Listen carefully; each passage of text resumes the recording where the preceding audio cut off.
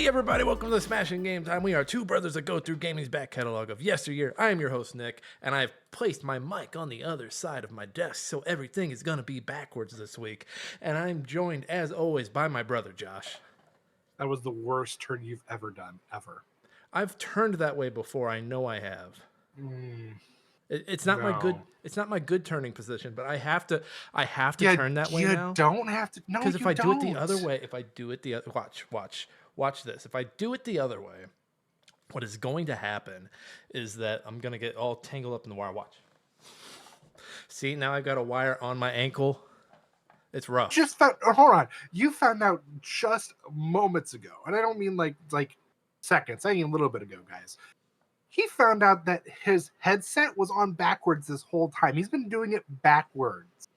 I have been doing it backwards. And also what I discovered is, so I recently moved my computer tower from a bookshelf near my desk to on top of my desk. And it was on top of my mic stand. So I was getting a little hiss from that. So if you heard that in last week's episode, that's what that was. But so I decided to move the stand over to the other side of the desk. The hum is gone. I fixed the problem, but I've created so many more in the process of doing that. Was it worth it though? It was. I do like this setup. Like the number of times I've accidentally unplugged this microphone because I've had to move it out of my way. Gone now because now it's in this corner. When I'm done with it, I can put it away. I can tuck the microphone in the corner. It's not getting tangled with my Xbox controller over here that's plugged in because I don't have Bluetooth. It's nice. It feels more clean. It feels clean. I've got a direct view at my tower that feels a little dusty. I'm gonna rub my hands on it till all the dust is gone. Well, it shouldn't since they just cleaned it. Not that side. You didn't get that side. But hey, I digress. This is Smashing Game Time, everybody. We have a full episode for you today. So we're going to talk what games we're playing. We're going to talk about some news. And then we're going to end the show with each of us have picked out 5 things we want to see in the future of Halo. I've seen a lot of negative news about Halo, so I thought we'd be a little more positive with the news compared to everybody else. Halo Studios is a weird name, though. Yeah, I agreed. Just agreed. You can be like you were already Halo themed being 343. I think they're just trying to get the bad press out of the name. Like, let's be honest. Can you name one successful game other than Halo Wars 2 that 343 did? I wouldn't say successful, but they've experimented. They made the changes in 4. They tried to make Infinite like a living, breathing game, like a service game. 5, they did some interesting things. They were experimenting, but it just wasn't successful. They need the change. They do need to change, but call it anything else. That'd be like if because the Coalition was originally, I think, 3 Tusk Gaming, and then they changed it to the Coalition for Gears. It'd be like if you were like, okay, Coalition, you're now the Gears of War studio. I mean, they should have changed it to the Spartan Project or. You know what I mean? Yeah, exactly. Yeah, if you're like you said with Gears of War calling the Coalition, that makes sense because there was a coalition in it, or at some point in that universe. So it's use something that's already there. Call yourselves the Prophets. You have all these fantastic names that sound super fucking cool. Use it to your advantage. But yeah, I agree. Halo Industries, what? Who in their right they brought in Jeff Bezos for as a guest speaker, and he threw that out there, and they're like, this guy's got something. The thing that drives me crazy is they probably test marketed it. They paid consultants to come in and be like, I think you should just call it Halo Studios. Just call it Halo Studios. Or Rose by any other name, am I right? They paid somebody. Consultants make a lot of money bullshitting their way to they come in, they're like, no, do it this way. No, I think it would work better if you did it this way. And then they invoice them for like a couple thousand or a couple grand. And they're like, all right, I did my job. I'm out of here. Either take my advice or don't. I'm a consultant. I mean, hell, I'll throw in one right now that would first off tie back to the original game, but also still sounds fucking awesome. All right, let's hear it. Silent Cartographer. I feel like that one you kind of lose it. Like if you the Spartan I Project, agree. anyone who's Halo pilled knows what that is. But if you're not Halo pilled and you hear the Spartan Project, you're like, what the fuck is That sounds this? awesome. Yeah, What like, the that fuck is sounds this? fucking cool. I want to check out what the Spartan Project is. Like, yeah, of course, it ties toward the darker lore of the Halo universe, but still, it sounds fucking badass. It's a great fucking name. I'm gonna tweet this later and hopefully it takes Go ahead, off. please. And I'm Just, gonna just mention my name. That's all I ask. I'm gonna credit you. The other so for the Coalition, if I were gonna change their name to be something different in the Gears of War unit, because 343 was obviously Guilty Gear, Guilty Spark. Guilty Spark 343. For the Coalition, if I were gonna give them a new Gears related name, I'd call them the Wrench Nest Or something. Like, do something like, I mean, well, hold on. Brumach Buddies. Brumach Buddies. Oh, Brumach Buddies. Okay, that's fucking badass. Yes. Or the Brumach. Hey, everybody. The latest game from Brumach. But oh, hold on. I keep getting stuff. Brumach Buddies 2.0. Why 2? Oh, because it's the kill achievement where you have to get, what was it, like 10,000 kills in the first game, and then it's like 100,000 or something like that in the second, or something like that. Brumach Buddies, or you could call just call their call them Seriously Studios. Call them the Nashers. Oh, that's dangerous. That's dangerous. It's too close. Do you know how many people would just have like Vietnam flashbacks of fucking people sliding and using the Nasher shotguns? What was it called when you hit and then shot? Was that two-piecing? You remember when you meleeed with the shotgun and then you shot right after you hit? Yeah, two-piecing, yeah. Two-piecing studio, two-piecers. The two-piecers. The no-scopers. The no-scoper. Oh, the boom shot rush. That could be a dance. That could be a dance. Yes. There's also Gridlock Gang. Gridlock's probably one of my favorite multiplayer maps of all time. I say that. Which one's the one they bring back for like literally every single game? Gridlock. Is it Gridlock? Okay. It's the U-shaped one with the cars in the middle. Yeah. Okay. And the sniper nest up top. It's a good map. It's a really good map. We could sit here and talk about Gears of War maps and rename the Coalition all day, but we're not going to do that. Guys, you can get Smashing Game Time. I've been doing this part for forever, and my brain just is fucking fried. You can find Smashing Game Time anywhere you get your podcasts. That's right. We're on Apple, Spotify. We're on YouTube Podcast and YouTube Proper, where you can see our wonderful faces. Surprisingly, more people are watching us on YouTube these days. Who knew? Actually, you know what? I think that's kind of the trend. I think people like to have the video on and not watch it, but be listening to it. Y'all are weird, but okay. Do your thing, man. Fuck what they're looking at. As always, fuck the algorithm. Tell a friend. That's right. We don't give two shits what the algorithm has to say. The algorithm thinks you like to watch Emily in Paris, so who gives a shit? But I do like watching Emily in Paris. Do you really watch Emily in Paris? I watched the first 2 seasons with Andy. Okay. It's not bad. I mean, plus she's cute. I like her. So like.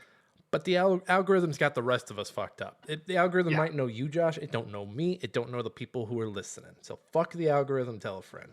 Amen. Tell a friend not to watch Emily in Paris.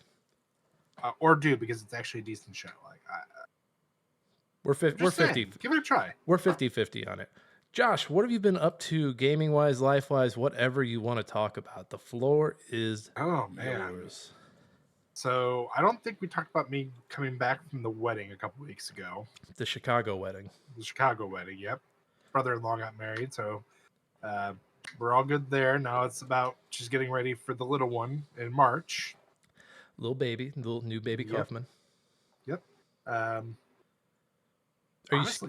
you scared? I'm a little nervous. I won't lie. I'm happy it's a girl. First off, you're gonna have to pad up that PS3 behind you. You're gonna have to pad up the corners, or else that little baby girl is gonna hit those sharp corners. Well, it's high enough that she won't. Children are mysterious, man. Okay, let me rephrase that. This is Dad's corner. No one's getting in the fucking Dad's corner, okay? Dad's the only one who comes in here and can bust nuts. You're gonna have to tone it down with the kid coming. I'm getting it on my system. Trust me, my therapist has already taught my homework for the next 2 weeks has been basically when you're driving to work and somebody cuts you off or someone's doing something that pisses you off because people are idiots and don't know how to drive, not to get angry and not to like do any outbursts, but like try to like think like, okay, instead of thinking they're assholes, think that like they're going because they're trying to get home or they're trying to get somewhere because someone's dying or they're trying to go see somebody before they leave or trying to catch that airplane before the love of the life leaves. Basically, just come up with something in your head other than the fact that they're being assholes. Some positive. I'm not gonna lie, exactly, and I'm not gonna lie, it's a lot harder than it sounds. I was good the first couple of days, like, you know what? I'm not gonna get mad. But then I catch myself at lights and I'm like, jackass, fucking go. The light is green. And I'm like, God damn it, I can't. See, it's a little different when they're like, they're playing on their phone and they're not paying attention. Little different. But I've read something on a subreddit probably years ago now, and it was about someone who was like on the highway speeding, trying to save their friend's life because they were dying in their passenger seat, and there was someone in front of them being a pissy little prissy bitch. Fucking nope, not gonna let you over. Oh, you're trying to get over? I'm gonna get over too. And their friend died in the passenger seat next to him because Jesus of that. Christ. And I think about that anytime I start to get mad at someone for riding my ass and like I'm not getting over right away. I stop and think about that story and I'm like, oh, someone might be dying in that car. Even if they're not, who gives a shit? I'm gonna move over. The one thing I think that got me the most was yesterday. It's been beautiful, so I like to write my windows down. Yeah.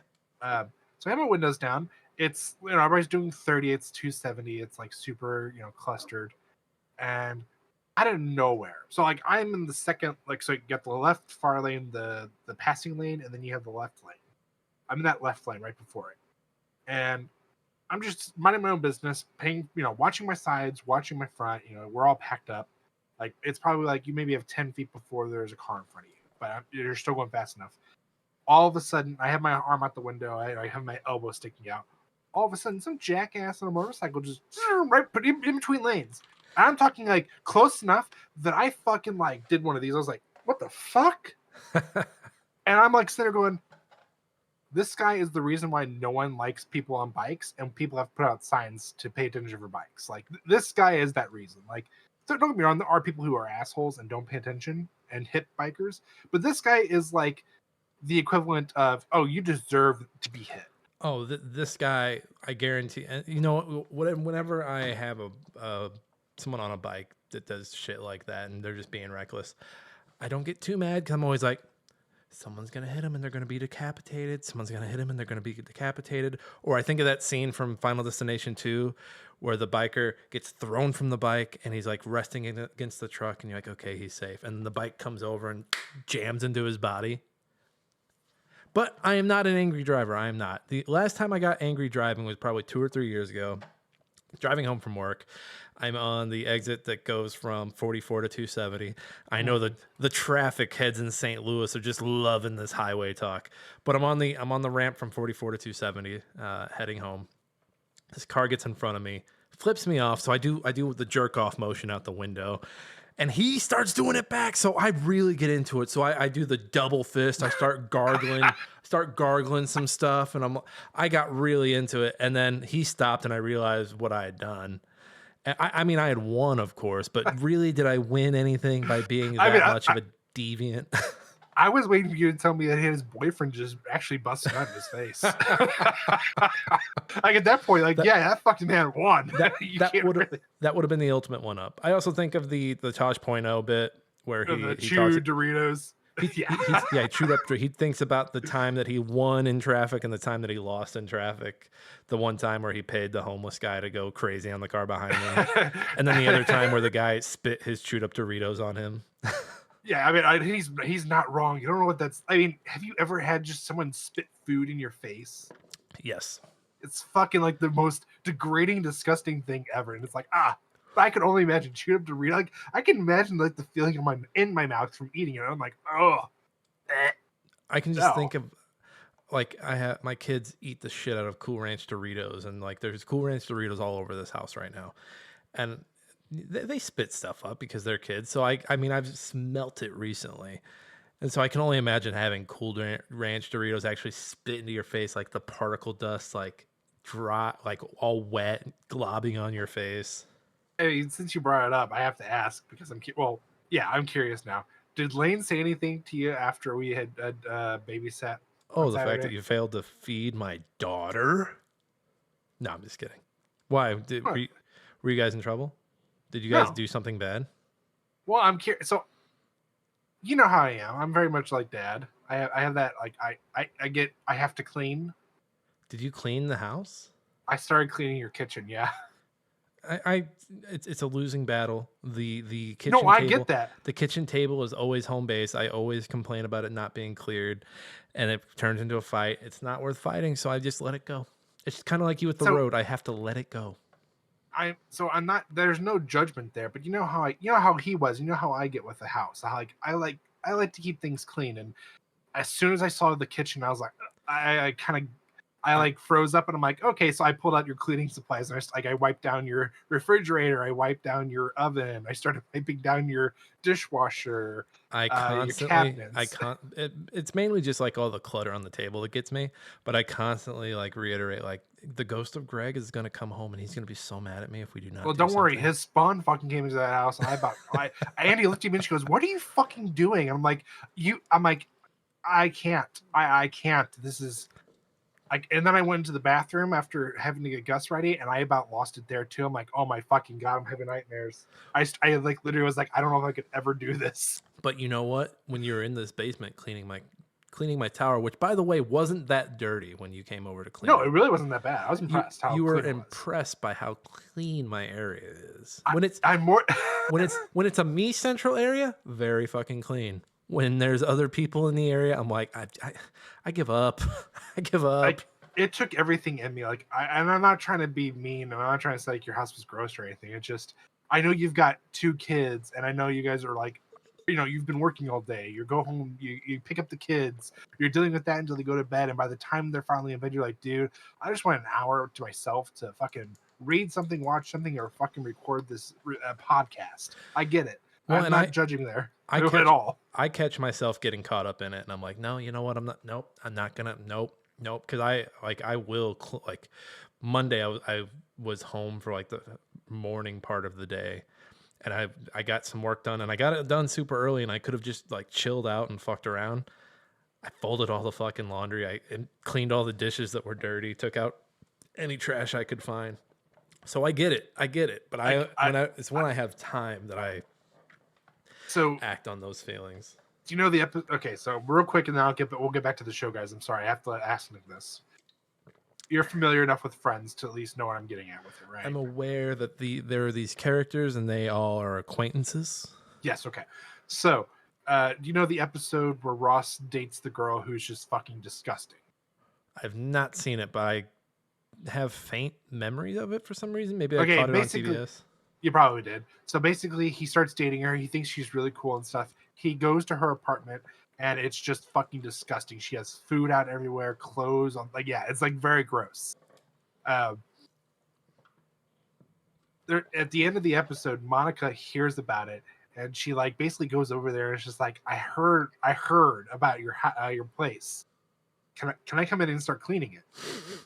One of these days, I shit you not, I'm probably gonna come over with cleaning gloves and all my cleaning supplies and probably just push right past you. I'm not even gonna ask you. I'm gonna push right past you guys and just start cleaning your house. If you do that, you have to talk like the cleaning lady from Family Guy.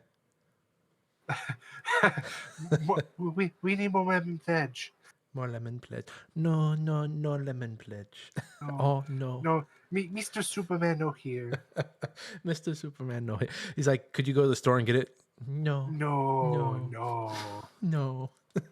I love that character. I'd probably actually it's Consuela, I think her name. Consuela. I would just dress up as Consuela. Yeah, that'd be me. Did they kill her in the 100th episode? I don't remember. They did eventually kill her, I'm pretty sure, because they ended up replacing her at one point, I think, with the Russian, or I assume is Russian, maybe German, somewhere over in Eurasia, that area. You can't, yeah, that's probably the safe bet. That's probably the safe bet for. I've never seen. I've only seen bits of it, so I'm like, I'm not 100% sure, and I don't want to call it a culture or anything. So I'm like, no, what, Eurasia is probably better because it definitely is in that direction. So I'm looking here. I know we got off on a tangent there, but I'm We looking here and it did. says that you've been playing Crash 4. It's about Yes, time. it's about time. Yeah, so had to get some new games to the library, so I picked up a handful. Would you like to know what I picked up, Nicholas, Let, besides Crash 4? let's see the game. Let's see the library hall. So picked me up. So I picked it up again because I needed to finish it. And I never did. But Armored Core 6. Okay.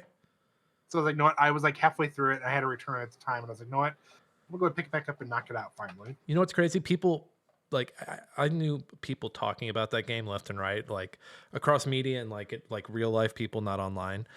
And I still think 10 years from now, people are going to be like, oh, underrated gem. Armored Core 6, underrated gem. Armored Core in general is very much underrated. Like, I'm shocked it took up to 6 for people to be like, Same thing with, honestly,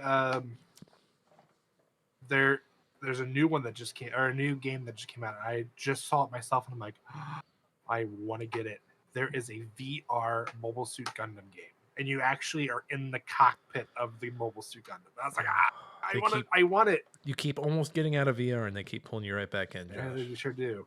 The other game I picked up, and I picked this up because for the longest time I was like, no, I just want to do it to play it. I didn't hear like great things, but I didn't hear terrible things about it. Immortals: Phoenix Rising. It's middle of the road. Yeah, it's a B game. I was like, no, what? Yeah, I was like, no, what? Crash should be a really quick pump it and dump it. Yeah, that's and like then, what 6 hours, 10 hours, give or take. I didn't see all the achievements, but at the same time, it's a Crash game, and I'm notorious for flying through anything Naughty Dog at this point. At least. So wait, this wasn't Naughty Dog, right? This was Activision or Toys for Bob or Toys for Bob. Toys for Bob. Okay, so because they did. I'm assuming they did the Crash reboot or the Crash collection. Yeah, they did the Crash collection and the Spyro collection. Okay, so I wonder if there's a Spyro 4 like somewhere being developed right now, because I'm sure there is. That would seem to be the track. But how is Crash 4? Is the jumping good? No. It's Crash then. It's Crash. So you know how like when you would jump, it would feel very loose. It feels more tight, more controlled. Well, I remember playing through those older games, and this one's more of the levels are more 3D. They're not on a track, right? Yeah, so like the bonus levels are still the traditional, it's 2D. Mm-hmm. And the chase, I've already had one chase sequence. It wasn't a boulder, but it still feels like that. So those two aspects are still the same. But as far as like the first level, literally is very reminiscent of the first game. As far as like how it starts. You start at the beach. So the jump, Crash Bandicoot's jumping's always been weird because X will like put, like you can jump, you can get up there, but like I think Crash Bandicoot was one of the first like. Could you play the first one with a DualShock, or was that before DualShock? I'm not remembering. That was before DualShock. Okay, so I think I don't know. It's just very touchy on like the movement once you were in the air, because you would jump and then you would flick to try and go forward, but you would never like quite get it, especially in those jumps where you're like jumping between boxes. Yeah, so it's a lot more tight, so it's easier to do that, but it's not as loose. So if you're going for like further jumps, like basically they included double jump now. Oh, right out of the gate. Right out of the gate, and then you can also do the crouch jump, so you get the higher. But then you can actually double jump from there. I love the crouch jump. I do too. And it's just not as. Sorry, go ahead. I'm good. I was gonna say, how are the boss fights? Those were always my favorite thing about the Crash games. I'm like 2 levels away from the first boss. Okay, is Tiny in there? Is Tiny in there? I need to know if Tiny's so far, I have not seen him. No, he was in every other one. No, Tiny's Hold on. Tiny was a boss in every game. I need him to be in this. Do you want to know who I run into so far? Probably the Time Wizard. He was very popular for some reason. Yep. So he is there. Cortex is there. Obviously. Nefarious is there, and the other one, the one who basically he can drink and he turns into like Jekyll and Hyde, basically. So all the doctors are there. All the doctors are there. Yeah. Muka Muka was there in the beginning. Really? He was. but I don't know if he's still going to be in it from where they left it off at with him. So I think there's a censored version of the. I might be off. I could have sworn there was some controversy around Muka Muka, but he was also in Crash Team Racing. So it's like, how much controversy was there if he was in multiple games? Who knows? I never know anymore. It's definitely so. And then they actually brought back remember how they did the level select in the first game? Mm-hmm. It's more that than it was. It was an open. It was like kind of like a Donkey Kong Country map. Exactly. It's more like that than it was like for like 2 and 3. How they had like there's a center piece, and then you either so like in 2 you went up or down. That would switch you between the different sorts of levels with bosses, and then in Warped it was you're in this room, and then each adjacent room had multiple levels you pick from. I like that. Crash series, I love it. I know it's had its issues. They've got the best race. They've got the best mascot racer. Yes. I'm sorry. Mario Kart has nothing on Crash Team Racing. Agreed 100%. They just did that remake, didn't they? Mm-hmm. And it's pretty good, if I remember correctly. People still love it. I wish Crash Team Racing was more openly accepted and just popular. That and iDarb. Those games, I would play them all the time. iDarb's a long time ago. 10 years at this point. Anything else on the gaming side, Josh? No, it's been a slow week. All good. Hey, you got to the library. That's not nothing. It's not nothing. It's been a slow week for me as well. I played a little bit of Alan Wake 2. I'm in one of the earlier Alan sections where you're learning to extract light and then put it back in somewhere to like transform an area. So it's kind of like how Titanfall 2 had the time changing where areas would change based on what time you're in, but using light instead. And so I was playing that for about an hour and I got bored because like, this is so slow. I need something a little faster.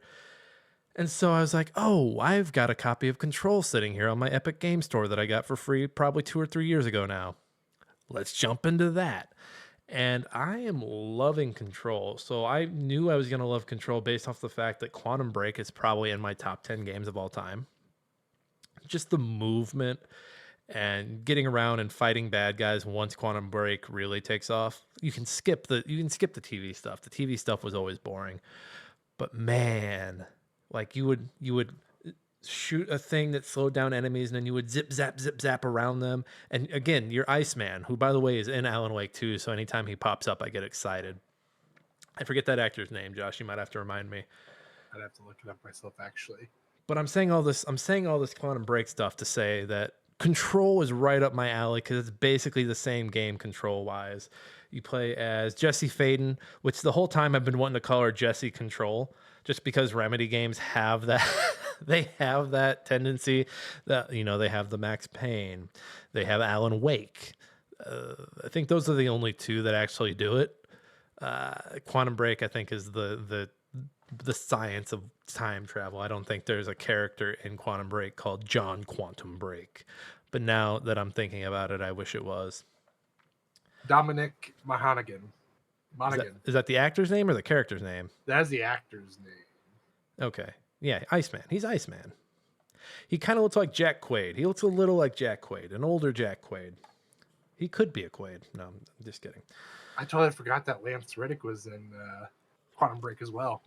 Yeah, he was the secondary antagonist, if I remember correctly. He was the second in command who acts as CEO. Yeah. Yeah, and he kind of Littlefinger's like the main bad guy, but Lance Reddick's kind of fucking shit up for him. Yeah. Just there's a lot of betrayal in that. So Control, you're in the Federal Bureau of Control, which is standing for the FBI. There's a lot of paranormal shit going on. You're picking up a lot of documents with redacted lines on them. It's my kind of game because I love the collectibles. That was one of my favorite things. Not to go back to Quantum Break again, but Quantum Break has this script about a time knife. Somebody wrote an entire screenplay about a time knife. And so anytime a game has like just these stupid collectibles laying around where you can learn about the world, I love it. The whole game, I believe, I'm only an hour in, but I believe it takes place in the Federal Bureau of Control. It's kind of got a House of Leaves situation going on because the building is constantly changing and evolving as you're in it, which leads me to believe the mini-map I keep pulling up to see where I'm going is completely useless because I'll pull it up and be like, I came that way, but that's not that way isn't what it was when I came back that way. So do I need to go back this? That part's confusing to me. I just became, and the story is also very confusing to me. If you told me that Hideo Kojima consulted on this and talked to them through the story for this, I'd be like, yeah, That sounds right. Jessie is there, I assume, to avenge her brother. I assume her brother's part of the Federal Bureau of Control. I'll be surprised. I mainly really wanted to play this because of the Quantum Break, connection, but also the fact that there's so much about the FBC that comes up in Alan Wake 2 that I want to be able to go back and be like, oh shit, this thing that they're referencing. Oh my God. Oh. Also, I was wrong. It's actually Sean Ashmore. I was looking at who is playing. I think it's the dad. No, it's his brother. His brother. Sean Ashmore's brother is Charlie from Lost. Yes. I had Sean Ashmore, who does look a little like a Quaid. Yeah. Sorry. Just a little bit. Thank you. I was a little confused. I was like, wait a minute. I was like, wait a minute, that doesn't seem right. He looks like him. And I'm like, no, that doesn't look right, though. Then I start looking at it, and I was like, oh, wait, I was looking at the wrong Joyce. It happens. It helps if I look at the right one. That game, I know I'm talking about Control, but I can't help but talk. Quantum Break is so weird. Like, it opens up on a college campus, and you're going to visit your friend who studies time travel and physics. And he's like, oh, yeah, let's just, come check this out. Come check out my time machine. And then it breaks. You're like, oh, fuck. You get and it's a cool time machine. It's a big circle that you walk through, and it like changes time. And oh my God, I'm about to talk myself into playing Quantum Break and not. I keep looking. I don't know if I bought it. Let me double check. I think I bought it at one point because I was like, I want to play it again. It's so good. It's the most underrated game from the Xbox One. And I remember people shitting on it. I think the only reason they shit on it though was because of the episodes. If you completely skip the episodes, it is which are necessary. Fun. There's some platforming bullshit in the middle of the game that's bullshit. Because like at one point there's a bridge that goes out and you kind of have to like jump around to these. So like, for example, the time is skipping, time is fracturing because everyone's not where they're supposed to be. Spoilers for a 10-year-old game at this point.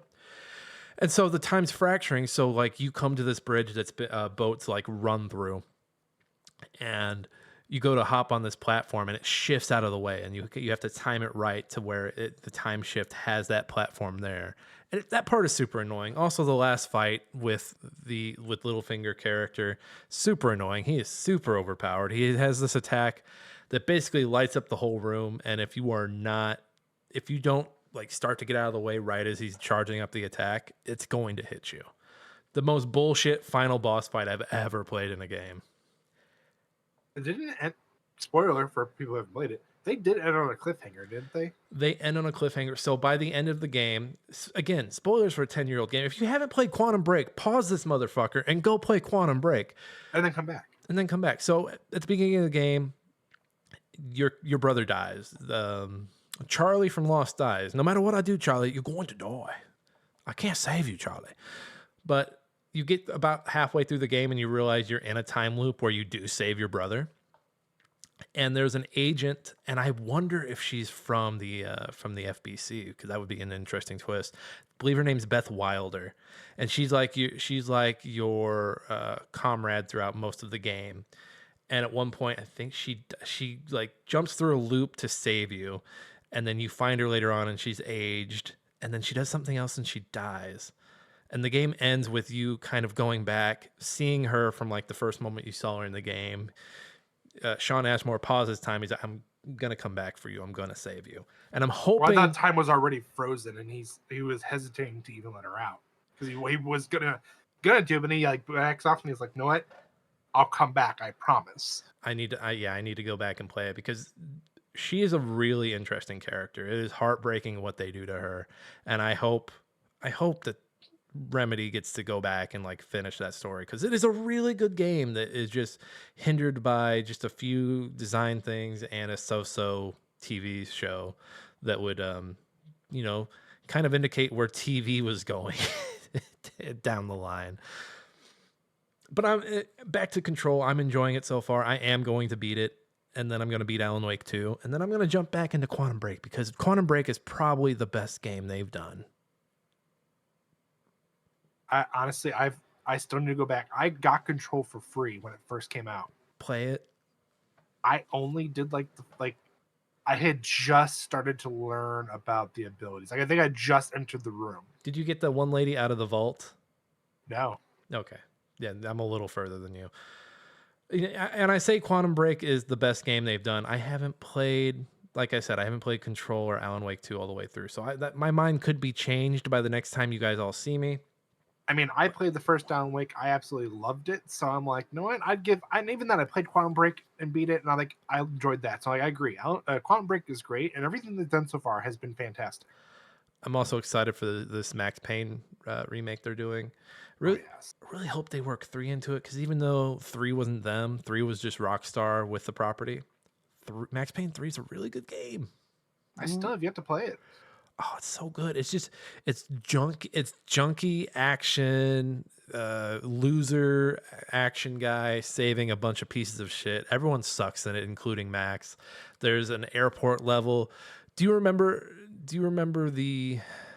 there was a trailer that played for it, or a commercial that played for it, and I think they had the song that played in the last season of The Shield, like Last Farewell Ride, or there's some song that plays in the trailer that ends up playing in the game in like one of the final big gunfights, and it's so cinematic.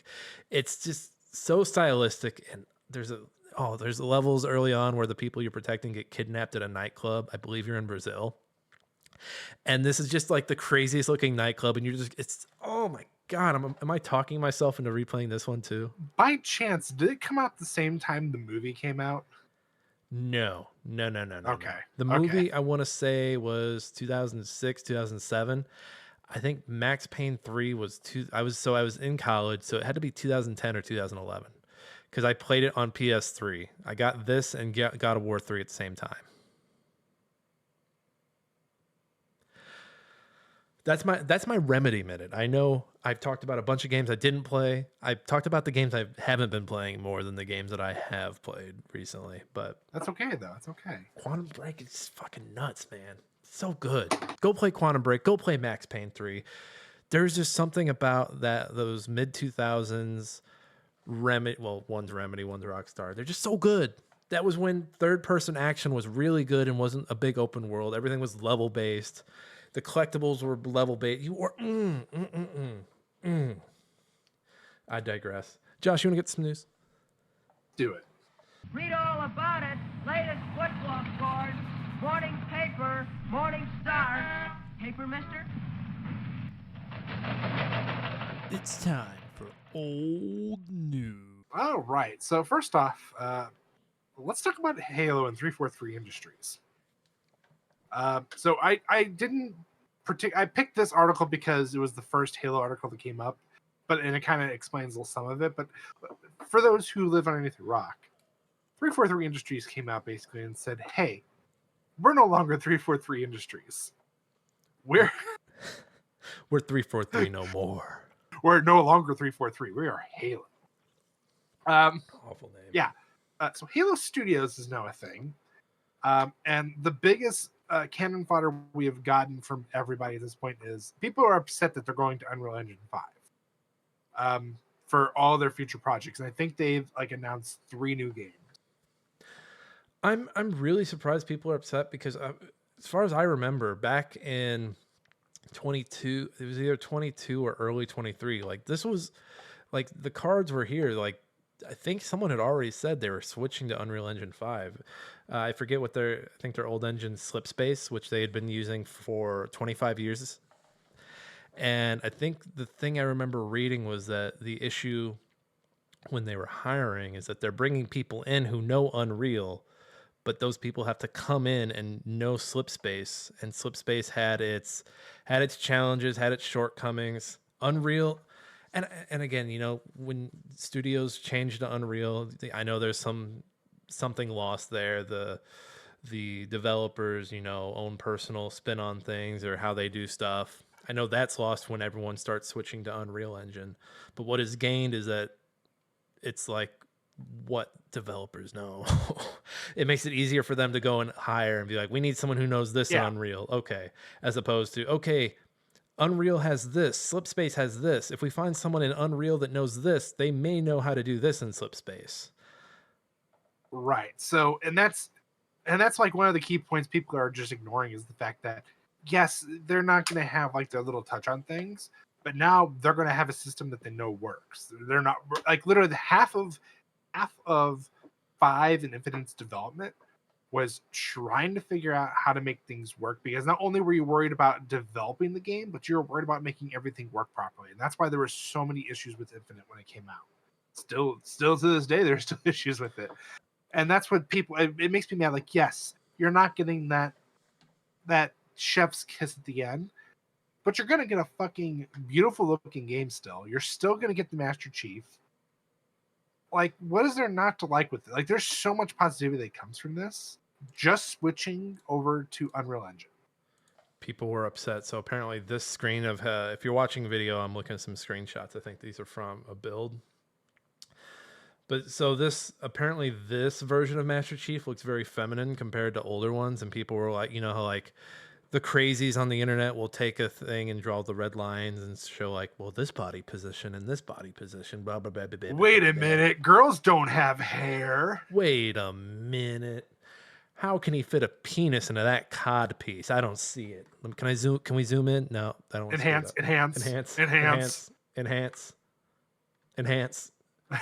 I'm scrolling out from the penis. And here's the problem with people getting upset with like these images or the videos basically that we got. Those are not final products. That is somebody putting shit together that is like very much in alpha phase still. Like they are still working on it. That is not the end product. And even then, you're comparing Master Chief to a bunch of brutes and a bunch of elites. Who are bigger in nature as well. There's not a normal human standing next to them. I just want to get back to a point where people didn't like complain about engines. I know people have always complained about art styles. I always look back at Wind Waker and people are like, this isn't real Zelda, this is a cartoon. And so I know people have always been ridiculous about stuff like this, but you know what? I just tend to ignore the idiots on the internet. I think there's always gonna be an idiot who comes through and says, that's not my Master Chief. Not my Master. I don't believe in him. He didn't get to finish the fight. We'll talk more about Halo in a little bit. I don't want to beat around the bush too much on it, because I've got some thoughts about what I want to see in the future. But everybody just calm the fuck down.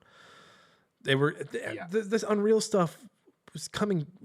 I swear I remember hearing something 2 years ago. They did bring it up at some point. It was a rumor, I think, or something. But yeah, no, it honestly, it was gonna happen, guys, no matter what. But moving on, we'll come back to Halo. We had a legend die recently. Doc Harris, the Dragon Ball Z's legendary English narrator, died at 76. IGN article written by Kat Bailey. I know this isn't so much gaming, but you got to think his voice is so iconic. People know. Next time on Dragon Ball Z. Yeah. People know. And it was used in a lot of the early video games too. I mean, you looked for, like, I don't know a lot of shows that did those. What will happen next time? And maybe that was just because we were growing up in the 90s and maybe that was a thing of the past, but Dragon Ball Z was still doing it. And that voice was cool. We thought that voice was cool. The coolest fucking voice in the world, and we lost it.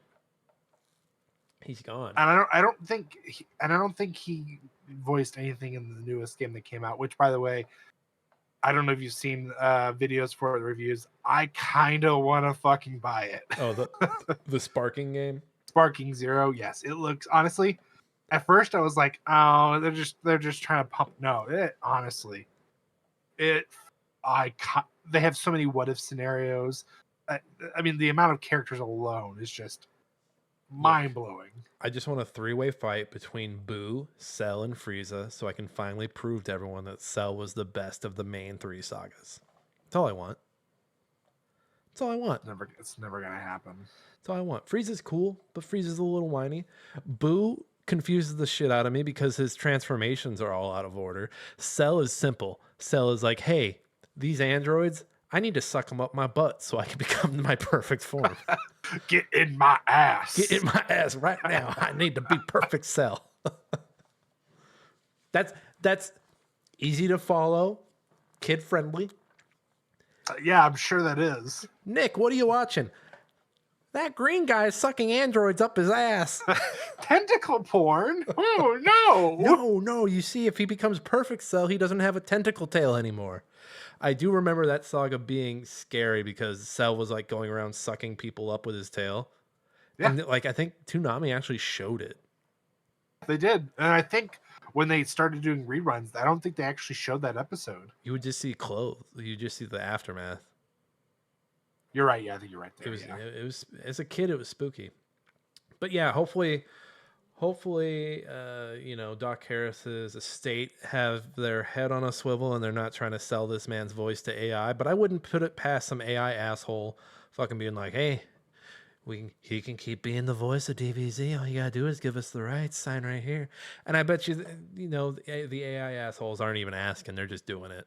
And they're going to. If we get sued, we get sued. We'll just pay. Yeah.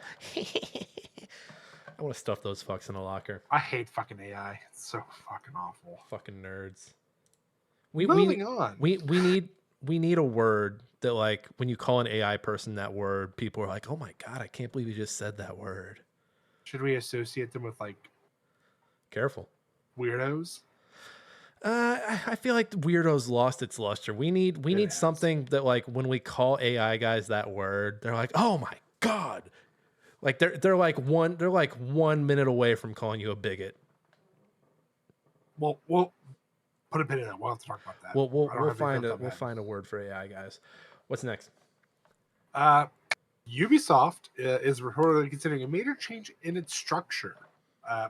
So for those who also live underneath the rock for this one, first off, this is a GameSpot article written by Eddie McCuck and George Yang. It's McCooch. It's a McCooch Yang joint. Ooh. I call him McCuck because my cock. It's McCooch. So Ubisoft has had a pretty fucking awful year. Dude, it's crazy. It's depressing. It's crazy. Of Lost Crown. I think Ubisoft had a strong start to the year. Mm-hmm. Just like if you look at Warner Brothers had a great start to the year with Wonka, with Dune 2, and then it kind of all started to fall. Oh, Godzilla was another one that did really well for them at the beginning of the year. And then the hits started becoming the misses. So the Mad Max spinoff came out and crashed. There was another one between there. I forget what it was. That also crashed. And now you have Joker 2. Burning. And so WB, I think, kind of ends up like in the middle, but still, you'd rather. It's kind of like being a team in a sport. Like, if you start off hot, that's cool, but then if you end up crashing and burning, it just means you're out of the playoffs early. This is Cardinals? This is when you want to be hot. You want to be hot at the end. If you fuck up at the beginning, everyone's like, you got the rest of the year to catch up. But if you have a great start and then you flame out, you're fucked, because that recency bias is going to bite you in the ass. And that's the same for Ubisoft. Ubisoft started off really good at the beginning of the year. They had the Prince of Persia game come out. What else did they have come out this year? Outlaws came out, but it was a little and there's a lot of problems with it. Very janky right out the bat. People comparing the differences between the consoles, and it was like eye-opening. There's been a lot of issues from Ubisoft, but for those not aware, Tencent basically came in and was like, "Hey, we'll buy you." And for those who are like, "Well, how are they going to afford that?" Well, first off, Tencent is huge. Like, I forget who they buy. They bought somebody earlier. They bought Hi-Fi Rush. Help me out here. No, that wasn't Tencent. That was. Oh no, that was. That was. I get it mixed up. That is the guys who made or own PUBG. Fuck, Tencent bought somebody last year. That's what I'm thinking. Tencent was buying a lot of people for not even like buying people. I think Tencent just has stakes in a lot of companies. So They do. Tencent owns a portion of Epic, I believe. They've got a portion of Ubisoft. I think they have a portion of Square, or they bought a bunch of stuff off of Square, if I'm remembering. They bought a bunch of stuff off of Square. Originally, I get them and Embracer mixed up, but Embracer. I mean, they're both big. They're both big. I think Tencent's had a better go at things because Embracer was shutting things down and selling things off recently. I don't know if Tencent's been doing that much. Not that I'm aware of. Tencent already owns a portion of Ubisoft, and so what they're doing here is like, hey. Well, so like we could be your daddy. They basically it's here. It's in the article. So they own 9.2% of Ubisoft's net voting rights at the end of April, and as of currently, they hold 49.9% of Guillemot Brothers Holding Company's indirect stake, which I think they own Ubisoft. Very confusing, but basically, like they have a huge stake already in Ubisoft. This is just another swing of the hammer a little further in. Well, and if you go back like 6 or 7 years, I think Ubisoft was in a similar spot. 6 or 7 years ago was around the time Far Cry 5 came out. It didn't really land. Assassin's Creeds were kind of coming and going. I think it was at this point where they're like, okay, we need to take a break. Assassin's Creed's gonna be every other year, and then they did that. What else did they do? I want to say this is right around the time Rainbow Six Siege came out, so I think that was their one ray of shining light. Siege, I think it was like 8 years ago. Siege was 2016. Yeah, so 8 years ago. 8 years ago. I just think, they need to slow down. Like, slow down on the Assassin's Creeds. You don't need one every year, no matter how big or small they are. Go back to supporting Siege as much as you were, or come out with a new thing, because the Rainbow Six follow-up they did, I think, had zombies in it, and that wasn't really hitting with people. Yeah. Is that Extraction? That was Extraction, yes. Yeah, dumb. Just do a follow-up to do a Siege 2. I'm surprised they haven't tried getting back to having their Tom Clancy games be like as big as they were. So I think with the whole story with Siege, you know what happened with their campaign, right? Siege's campaign? Yeah. Didn't they canned it, didn't they? Yeah, so like there was like some controversy with it. So they're like, no, we're just gonna go ahead and shut it down, and people were pissed about it. And I think that was probably a fear of Ubisoft, was like, okay, well, we want to keep doing that stuff, but obviously we don't want to have to keep canning stuff because of political issues going on at the time or controversial shit that can happen. I think they had Rainbow Six Patriots at one point. Yeah, which is what Siege was before. Going to be, yeah. Siege, yeah. But the thing is, when you look back at Tom Clancy games on the 360 PS3, everything felt different. Like Ghost Recon Advanced Warfare felt like a Gears of War type third-person shooter with an emphasis on tactics and an emphasis on the tech that you could carry. The shooting felt heavy. It felt because like one or two shots to someone would kill them. Yep. You had Endgame, which was like an experimental console RTS that they did. With voice commands, which at the time was pretty fucking cool. Pretty fucking neat. I had a sealed copy of that in my hands for $8, and I said, no, I'm not going to collect this. You should have. Hawks was their flight simulator that was really fucking fun. Really good to play. Real good story, too. And then you had Splinter Cell. Splinter Cell. I think they only had Double Agent, and then it got into Conviction, but still, those games were different enough. Those were fucking awesome. Yeah, and then Rainbow Six Vegas was a cover-based rainbow tactics shooter. I just wish, if they did a Rainbow Six like the PlayStation era where, okay, hey, here's the level. Where do you want to put your guys? Here are these entry points. If you had a planning version like that, because tactic games have like taken off in a way, if you had that tactic element and then splice that in with a first-person shooter that focuses on guns and all the different things you can attach to your gun and all the different firing types of guns that you have. Like, if you really fucking did that, I think people would fucking buy it.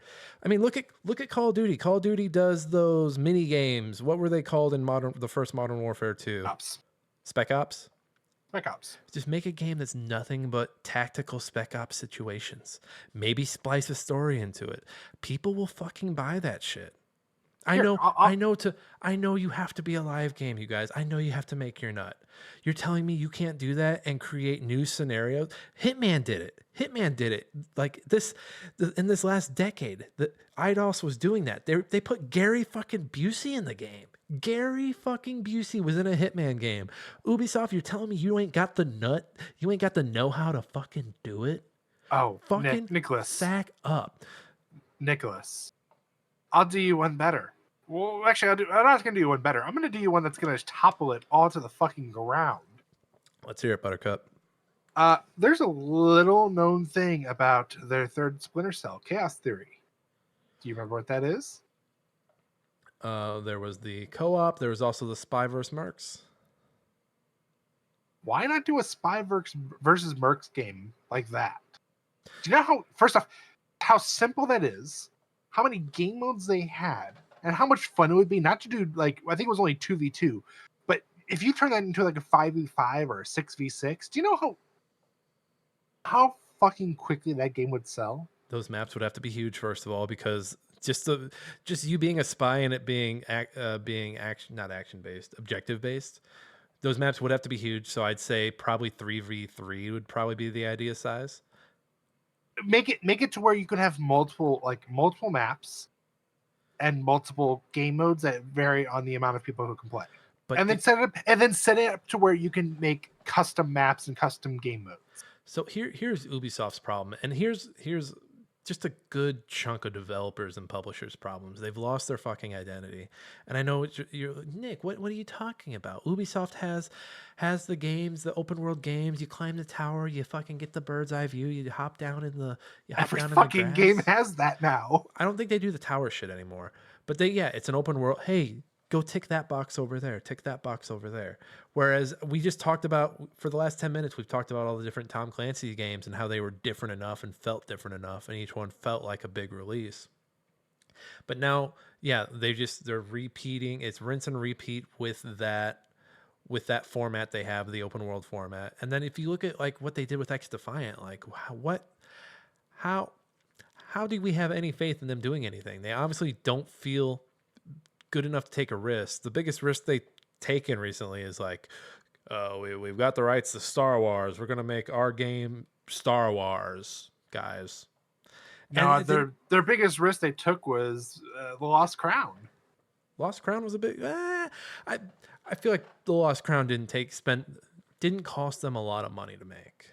No, but at the same time, it was also the big, like, look at every single game they've released in the past 10 years. Is there anything like it currently? No, and everything, it just sucks because even Ghost Recon became the open world thing that they do. Mm-hmm. It sucks because you see all those, like if you sat all those Tom Clancy games from the 360 era next to each other and saw like how the boxes all looked very similar. They all looked like they were like Rainbow Six was red, had this aesthetic, the same aesthetic. Splinter Cell was green, Ghost Recon was blue. And if you were just like sitting there, you'd be like, oh, I bet those are all like the exact same game. But then you'd put each one in and you'd find out like, oh shit, holy shit, these are all completely different. Oh my God, like they really put some work into these. And now Ubisoft can't even get a Prince of Persia Sands of Time remake to work. They can't figure out what they want to do with Splinter Cell besides maybe put third or fourth echelon into X Defiant. I didn't want to spend this much time on Ubisoft, but they need to take a look in the fucking mirror. Take a look at the man in the mirror. And, yes, please. And get it together. Hey, get your shit, put it in a bag, and go somewhere with it. Yeah. Moving on. Alien Isolation, a decade later, is finally getting a sequel. This is a The Gamer article written by James Troughton. That's right, people. The scariest fucking game ever created, in my opinion. With the scariest and smartest AI in a game ever created is finally getting a sequel well over a decade overdue. Is the love for Alien Isolation kind of a revisionist history? Because I remember this game coming out and people being like, Yeah, eh. only because they were so quick to dismiss it because of all the other games that they had that had been releasing at the time. The fuck, what's the name of it? Like they're like first person shooters where they're making them very actiony instead of horror. Oh, what was it? Alien Mercenary or something like that, or Yeah, something Alien like that. something. Yeah. So people were very burnt out with it at that point. So it's understandably hated for that reason. But coming back and actually seeing everything with Isolation, I think it very much became a cult classic immediately after the fact and very reminiscent. So yeah, you're right. It was very hated after the beginning. But let's be honest, they did something so fucking spectacular with it. It's a first off very beautiful game for its time. It The does. Alien, It does the walking sim. And I'm not using it that does. derogatory. So it does the walking sim really well. It gives you weapons later on, which I think is right around the time where most people are like, okay. I think this game has two things going for it. One, that Creative Assembly, their other game, Hyenas, got canceled last year. I think around this time last year. And then the fact that Alien Romulus came out Did well. and made money at the box office. And so I don't know who's publishing this. I don't know if it's Sega or somebody. But whoever was publishing it was like, "Oh, you guys want to do another Isolation?" They started licking their chops. They're like, you guys want to do another Alien Isolation? They're just watching the money come in for Alien Romulus, and they're like, "We have to get some of that money." Well, okay. So, are you familiar with their AI? It's kind of crazy. It's kind of like the Nemesis AI from the Capcom games, but more aggressive. Yes, it picks up and learns very quickly. The things you would do before to outsmart the alien or to get away from it, it adapts. And it is scary as fuck. This is probably one of the very few games that I couldn't beat. So my question on that is, yes, it's a very smart AI that can figure out that you're hiding under the bed or you're hiding in the locker, that you're hiding in lockers. Like it figures that out, but do you have more options than just those two, mainstays in these type of games? Because then the asshole in me is like, well, yeah, it got smarter because you only have those two options. Yeah, so like as far as hiding places go, not only do you get like underneath the bed or in the locker, you can like it doesn't give you the option. Like you can't like for those you press a button, but for like other options you can just crouch and get behind underneath consoles and there's like if like you're in an area where there's like a half wall that has like vegetation in it of some sort, you can crouch and slowly walk past hide like basically you're there's many ways you can hide and avoid the alien, but it eventually starts to pick up and go, oh, they do that, so it makes you switch up your like it's not you can't just be like, oh yeah, so you can't speed run it and go, yeah, well in this part you just have to sit here and count to 30 seconds and then you start sprinting and whatever. No, you have to actually adapt as it's adapting. And that's what's nice is they start giving you stuff like you eventually do get the scanner and you can see where it's coming from, how far it is away from you. You eventually do get the flamethrower, so you're able to basically fight it off. Well, and we're in the middle of an alien game renaissance. There was the RTS alien game that came out last year that was more closer to aliens based because you were handling a squad of, just meatheads that were like trying to not go crazy. I think this will be fun. I still need to play the first one. This is another game that's just sitting there in my Epic library, just sitting there waiting for me to do something with it. Oh, I mean, Nick, eventually play it. It's got a great story. I believe it. It's doesn't it follow?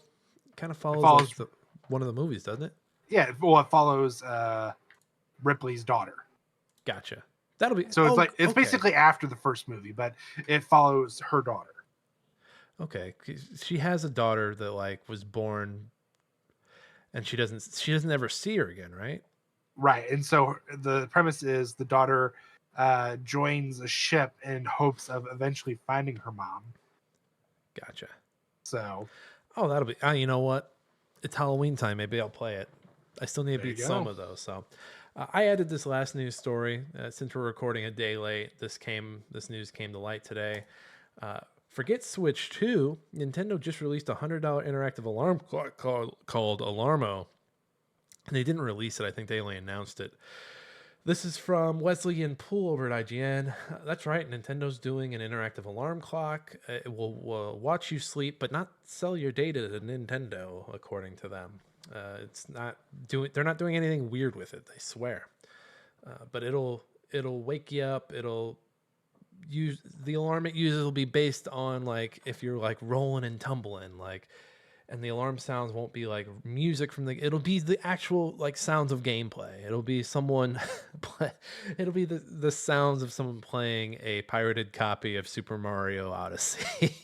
It's a let's play of a emulated game from Nintendo. It'll be an emulated Pikmin 4 walk or gameplay through, and Nintendo will come in and shoot your clock. Be like, no, not that one, no. I saw a video of this and I was like, okay, Nintendo likes to do weird shit when they're getting ready to, you know, at the end of a console life, they like to do weird shit like this. So sure, why not? I would be interested to see if like they were like doing this. I'm sorry. I'd be interested to see if they put this out and how it would like interact with the Switch. Like if you're playing on your Switch and the clock is sitting there watching you, like it puts something pops up on your Switch that says, "Hey, go the fuck to sleep. I fucking see you. I fucking see you. Go to sleep, you son of a bitch." Or if you're playing the Steam Deck in bed, it's like, "Hey, where?" It pops up on your Steam Deck somehow. It's like, "Hey, where's your Switch? Where's your Switch? What's this?" Hey, Nintendo has refurbished OLED Switches over there now. Am I have to go buy it? Am I gonna have to choke a bitch? You get up out of this bed and go get your Nintendo Switch. Speaking of Ubisoft earlier, you got a meme for us? Meme time. Oh, I sure do. All right, what you got? Oh yes. So we've got Ubisoft questioning if they're out of touch. Like, are they losing their touch? Are they doing the right thing? And they're like, wait a minute, no, it's the gamers who are wrong. Yeah, so it's the classic Principal Skinner meme where he's thinking like, "Am I out of touch?" Yep. And the Ubisoft CEO, I think, came out and was blaming gamers for Outlaws not doing so well. Yeah, gamers. It's just Ubisoft. I mean, let's be honest right now. Ubisoft is so fucking out of touch with their quadruple A developing looking asset. I've never seen so many different publishers / developers drop the ball. Like you are IP driven right now. Like that is your thing. Mm-hmm. You're an IP hoe. And you are completely just fumbling anytime you put out IP. Like you're like, I don't know. Let's make it like how we make Far Cry. That's what people want in Ghost Recon, right? And then you somehow, after fumbling it, rather than just being like, "Yeah, guys, it's our fault. We take the blame." No, it's the gamers. They don't know what the fuck they're talking about. No, okay, calm down over there, Grandpa. Gamers do suck, but this wasn't the gamers. Ubisoft CEO, whatever your name is, buddy. I'm not even gonna. I'll look him up. His name is going to be fired. I'm just googling Ubisoft blames gamers, and this from Ford. Yeah, Ubisoft director blames gamers. So maybe not even the CEO. Well, to have employees with mentality like that, more than likely somebody high up has the attitude of that. Like, it's the fucking gamers. It is a CEO. Okay, that's just the way someone worded it on the article. So hey, final segment. We Halo is going through changes. It's I don't know if you guys know, Halo is going through puberty. It is the ripe age of 22. No. Nick, we've already hit puberty with 343. They had that weird awkward phase. Now we're going into the born again virgin phase. Ubisoft. We were just talking about them. Halo is in the stage of its 20. So Halo's a late bloomer. It's in its 20s. It doesn't quite know what it wants to be. Josh and I are gonna take Halo's glasses off and put its hair down and be like, "Oh my God, that's what You're you needed to beautiful. do. You're beautiful." Yeah, you're beautiful. No, so Josh, this is me and Josh's top 5 things Halo needs to do to be hot in its 20s. I came up with that name on the spot. I'm pretty proud of it. Well, do you want to drop the knowledge first, or should I drop the knowledge? So so we'll start at number 5. My number 5 is pretty simple. Let me dual wield the Needlers again. Okay. Let me dual wield the Needlers again. Halo 2 is probably my favorite multiplayer experience. I get it from a balance standpoint. You wanted to you didn't want 2 Needlers. I don't know, maybe power it down just a smidge when you're dual wielding it. But you can't give me spikers in Halo 3 and then expect me not to want to dual wield a spiker and a Needler. I need it. Let it happen. Let me back up what you're saying. Prom photo style. Bring back the SMG. Oh, when was the last time SMG was in Halo 4 the last time? I think ODST technically. Oh yeah, the silenced one. Yeah. It's a good gun. It's a great gun. Just keep it. I mean, it's not. I'm not asking for a lot. It's another fantastic dual wielding weapon. Yeah, I do like it. Again, Halo 2 had the best arsenal. Hands down, on God. All right, number 4. My number 4 is to lean into the external stuff. So not so much the Paramount show came and went. That was a mess, but I'm thinking back to the 2010s when the books were still coming out. You had Halo Legends, which was the anime collection. People did like little vignettes, or it was like a little anime anthology. They were doing the commercials for like ODST, Halo Forward Unto Dawn. I think that was in 2012, 2013, was like a prequel for Halo. Like, keep doing cool stuff like that. Like, that's what builds it up. Like, if you look back at Star Wars after after the trilogy was done, like, people loved those books. They didn't like the Christmas special, of course. I mean, it's it's the one thing everyone hates.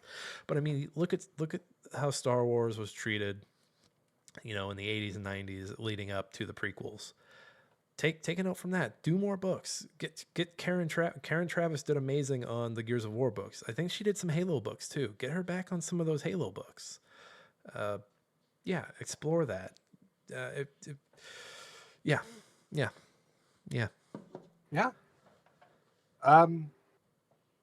Maybe my number 4. Let's see some more ODST-esque games. I mean, I don't know about you. I think what set ODST apart from everything else in all the Halos is the fact that we got to play as regular ass humans, and it was a very much harder game. But it was also very interesting because we're getting the lore in between shit of what's going on, and I liked playing as the Rookie. The Rookie was a fantastic character, and it was a different experience. Like, it felt more. It was very much like to me. It was a little more scarier because it technically was an open. I loosely say open world game because you actually had to travel to where these beacons or these next missions were going to be at to then start the level or to start the story mission, and that's what made it so great. And it felt more character based because I think one of the thing every other Halo game has an issue with is the character is Master Chief, who we never see, and that's to give you the feeling like, hey, you're Master Chief. But when you're doing that, which is fine, you're not getting any character. They tried to do it in 4 and 5, and it fell flat. I don't know. Maybe they tried to do it a little more in 6. But yeah, you're right. ODST was great. Do more stuff like that. Number 3. My number 3 is kind of going to be of the same vein with your ODST. Do Halo Wars 3. Those RTSs, I don't know if they may not be the most popular, but there's RTS heads out there that want them. You can do it on right there. You've already laid the groundwork. You've got Halo Wars 2 was 2017, 2016. It was 2016. I was living in Chicago when it came out, so yeah, it was in the last 8 years. So you have the groundwork. You have a base to build from. Just build on that and make the story interesting. I sure you took Actriox. What's his name? The main bad guy from Halo Wars 2 that was also in Halo Infinite, Atriox. Yeah, I think it's Atriox. Yeah. I'm sure you took Atriox and you bled him over into Halo Infinite, but you guys have shown that you can make a cool ass bad guy. Just do it again. Do it again. Do it again. Do it again. Yeah. Do it again. What's your number 3? Ooh. I think my number 3 is going to be look at what the community has done with Forge. Forge has been nothing but fantastic. Like, it is crazy how much the community has been able. Like, did you see the Helldiver-esque game someone made in or is making in Forge right now? I did not, but I believe there's a sicko doing that. It looks and plays right now like what they're showing. It looks pretty fucking cool. Like, not saying copy and then not give credit, but maybe look into what your community is like enjoying and playing, and kind of start to like mold those ideas. Be like, yeah, that's actually a really cool thing. We could do that because they're using something that wasn't meant to build games like this and building these awesome modes or these awesome games. Like, if they can do it with that, you have all the technology and all the means and necessities to make it happen and be better. Look what the community is playing and enjoying, and just like listen to your fan base. They clearly know what they're doing, and if they don't, they just like to use the Forge because there's so much you can do with it, especially in the Halo universe. Take a fucking note.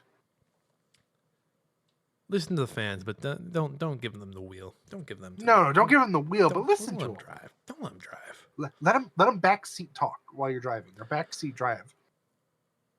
Number 2, I would say you don't need to focus on a trilogy. Get a game out. Get a game out.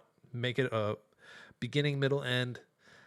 End it on a pretty little bow. You can do your cute little legendary ending where Master Chief takes off his pants and you see his butt cheeks or something, and it leads into it hints at the sequel or something. He has a tattoo that says Halo 8 coming whenever. Whenever. Master Cheeks lives on. But yeah, don't commit yourself to a trilogy. Just do one fucking game and go from there.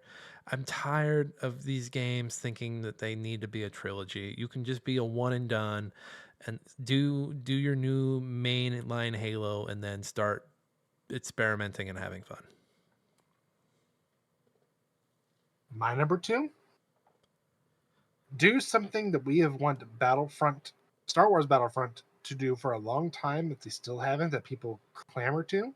Give us space battles. Allow me to penetrate a Covenant cruiser, go in, destroy its shields, plant a bomb in there. Let me do shit like that all the time. Give me that. I promise you, you will have your fan base squealing. Like, what more is Nick in Battlefront 2, Star Wars Battlefront 2? Other than space battles, was there anything else that they had that you're like, man, I wish other games, or I wish the current Battlefront 2 did? No, it just felt it was fun. It was fun to play. It was fun to jump around between. Oh, now I'm in space. Now I'm on the ground. Oh, now I'm back in space. Exactly. We have all these things happening in space, but we don't, other than being on a ship or a station for just a few seconds, or stepping outside and hearing the vast silence of space. Give us something more. Allow me to take my big ass ship and use a Mac cannon on a cruiser. I want to send that thing rolling. All right. I promise you, just space battles alone. Give us something like that. All right, number 1. So I've been reading up, been seeing some opinions on the Twitters and the internets, and I've seen a lot of people, say like, "Hey, you don't have to bring Halo back." And I'm not gonna be that guy, but my number 1 is like, just make it fun. Like, I don't care if it's level based or if it's open world, kind of like how Infinite was. But I think back to Halo 3, and I know there's that people wanting to go back and recapture that feeling of 2007, 2008, and I get that. But what really matters is just making it fun. If you have the co-op campaign right out the gate, the ability to turn on skulls and let me and my friends just run through the campaign, whatever form the campaign takes that you guys deem to think is going to be the next big thing, that's fine. Just don't put a game out and make me wait to be able to play through the campaign with a friend. Like that's what made Halo. That is what made Halo. Like Halo Combat Evolved didn't have that online multiplayer, but people were playing through stuff together. Even when you got to 2 and 3, people were playing through those campaigns together. And I mean, the multiplayer was also a big mainstay. And don't feel like you need to copy somebody. Like if you don't have sprint or aim down the sights, I don't think anyone's going to hold it against you. I think those are kind of tired mechanics now in shooter games. Just make it your Halo, make it fun. That's all that matters. I don't need to go back to the old days or anything like that, but also you don't got to chase whatever the fuck's going on. Oh, and I'm gonna bring up my one with that being the same thing. Like, what made the first 3 so great was it. Honestly, it might sound harsh, but it was a little simple. You didn't, like you said, there was no sprinting, there was no climbing, there was no grappling. There was none of that. Now, did each game add its own little flavor, its own little twist to make it better? Yeah. And even then, the game modes were so much fun. Like, yeah, you had your typical team deathmatch. You had Slayer. You had Capture the Flag. But then you had these little kooky ones that people just loved. Team SWAT. Shoddy Snipers. It wasn't that, I'm not saying go back to the old days where it's just that. I'm saying, like, do that quirkiness that people are like, oh, yeah, that's not coming out of nowhere, but this is fun. Just have fun. Just make it fun. Have fun, make it fun. I'm not one of those people that's chasing the old days, but just make a fun game. Make a fun game that I can sit down with at least 3 of my brothers and play. At least 3. But hey, that's your advice. So Halo Studios, again, work on that name, and then maybe take a listen. Take a listen to those 5 things, those 10 things. We gave you 10. We gave you double the 5. But hey, everybody, we did it. We reached the end of the show. We know we're a day late, but hey, I thought it was a pretty good episode. I think so, yeah. Yeah, pretty good episode. You can find me, Nick, at you can find me on Twitter at That Kaufman. You can find me on YouTube and Twitch at Nick Fat Knight. You can also find my work on Hard Drive Magazine, Game Chronicles, and then we've got words going up on Smashing Game Time. I was actually working on my GameCube piece before the show started, so that is work in progress. So keep an eye out for that stuff. Josh, where can the people find you? You can find me anywhere and everywhere at I'm Josh Saying, and like Nick said, I should have my article up here. I'm hoping, if not tomorrow, by Friday. I'm started with the importance of physical media. There it is. And why we need to keep it strong. There it is. All right. And hey, as always, thank you to Alex Marvin Clark for our intro and outro song, Hunt 'Em Down. Again, you can find Smashing Game Time anywhere you get your podcasts, Apple, Spotify, YouTube Podcasts, and YouTube proper, where you can see these beautiful mugs in these squares. You can also, fuck the algorithm, tell a friend. We don't want your stars or your words. We just want you to tell your friends you're having a good time here. You're having a good time. And Josh, anything else I'm forgetting? SmashingGameTime.com. There's a fucking huge ass ant on my desk. Oh my god, that thing is huge. He came out of nowhere. I think you got it all. Smashing Game Time, where to find us. Alex Marvin Clark, Hunt Him Down, fuck the algorithm, tell a friend. Yeah, we did it. This has been Smashing Game Time. I hope you had a smashing great time, and we'll see everybody next time. That was pretty good, Josh. That's pretty good. But you gotta do it though. I was just saying it because that's the last thing you gotta do. Nope. God damn it! Why'd you end it like that? You're supposed to end it.